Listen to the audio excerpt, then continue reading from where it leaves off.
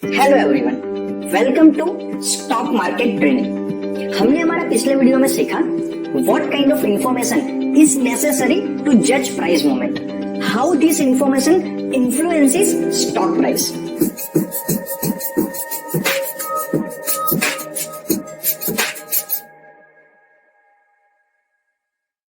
Today's topic is IPO process, initial public offering process, in which we will cover why IPO is issued, steps of IPO।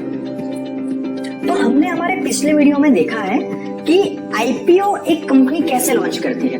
हमने एक business को start होके एक professional level तक पहुंचने के different stages को स्टडी किया था, जहाँ पे स्टेज 1 के अंदर कुछ लोग मिलके या तो अपने खुद का फंड या तो रिलेटिव से लेके एक छोटा सा बिजनेस स्टार्ट करते हैं। फिर आइडिया अगर तो सक्सेसफुल होता है तो स्टेज 2 के अंदर वो अपने बिजनेस को एक प्रोफेशनल ढांचा देते हैं और अपनी कंपनी को प्राइवेट लिमिटेड कंपनी के तौर पे रजिस्टर करते हैं और वो कुछ शेयर्स अपने आप को अलॉट करते हैं प्रमोटर्स को।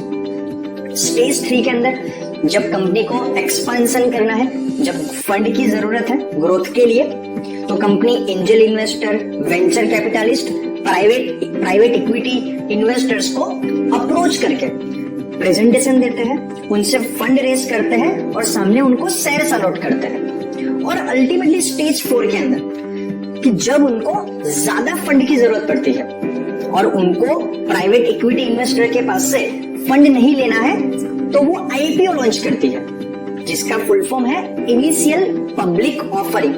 वो चाहते हैं कि वो पब्लिक के पास से पैसा ले और पब्लिक को शेयर इश्यू करे, लेकिन किसी भी कंपनी को आईपीओ लॉन्च करने से पहले प्राइवेट लिमिटेड से पब्लिक लिमिटेड बनना पड़ता है। जब उनको ज्यादा फंड की जरूरत पड़ती है तो वो अपना आईपीओ लॉन्च करते हैं। अब वो आईपीओ लॉन्च एक्चुअल में करते क्यों है और वो फंड का इस्तेमाल कहां पे कर सकते हैं? पहला रीजन हो सकता है एक्सपेंशन के लिए, कि उनको अपनी ग्रोथ स्टोरी को और तेज करना है, एक्सपोनेंशियल ग्रो करना है, तो उसके लिए आईपीओ लेके आते हैं। डेट, अगर कंपनी के ऊपर डेट बढ़ चुका है और वहां पे चुकाने में कहीं ना कहीं उनका आईपीओ का फंड यूज हो पाएगा। एंड तीसरा एग्जिट टू प्रीवियस इन्वेस्टर, जहां पे एंजल इन्वेस्टर, वीसी, जिसे हम वेंचर कैपिटलिस्ट भी बोलते हैं, उन्होंने शेयर्स लिए हुए हैं, उनके पास कंपनी की ओनरशिप है और अगर तो वो एग्जिट करना चाहते हैं, तो अगर तो कंपनी आईपीओ लेके आएगी तो लिक्विडिटी ऑफ शेयर काफी बढ़ जाएगी। तो अगर तो वीसी या एंजल इन्वेस्टर चाहे तो अपने शेयर्स को स्टॉक मार्केट में ट्रेड करके उसको बेच के वहां से एग्जिट कर सकता है। तो चलिए समझते हैं कि आईपीओ की पूरी प्रोसेस रहती कैसा है। तो सबसे पहला जो स्टेप आता है आईपीओ लॉन्च करते समय कंपनी को, वो एक इन्वेस्टमेंट बैंक या मर्चेंट बैंक को हायर करती है, क्योंकि उनको हजारों करोड़ काफी बड़ा अमाउंट हैंडल करना होता है। तो कोई कंपनी को वो एक्सपीरियंस नहीं होता है, तो एक बॉडी को हायर करती है, प्रोफेशनल बॉडी को, और उनको एक काम सौंपती है। अभी इन्वेस्टमेंट बैंक को कैसे हायर करती है?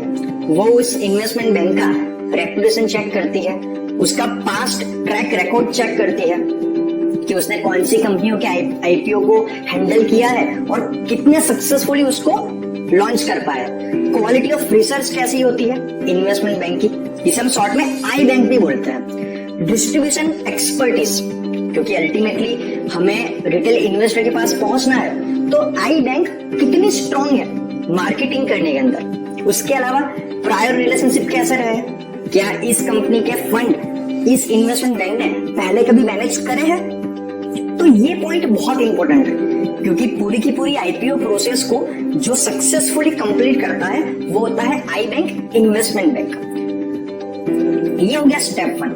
Now step 2, after hiring an I bank क्या करेगी?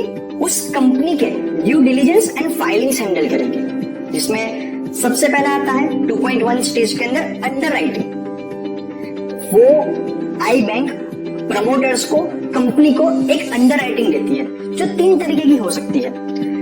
पहली हो सकती है फर्म कमिटमेंट अंडरराइटिंग, कि जहां पे एग्जांपल के तौर पे कंपनी को 1000 करोड़ रुपीस रेज करने हैं आईपीओ के जरिए, तो आई बैंक उनको एक फर्म कमिटमेंट देता है कि हम आपको एनी हाउ 1000 करोड़ रेज करके देंगे ही देंगे।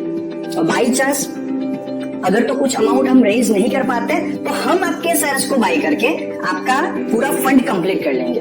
तो पहला होता है फर्म कमिटमेंट अंडरराइटिंग।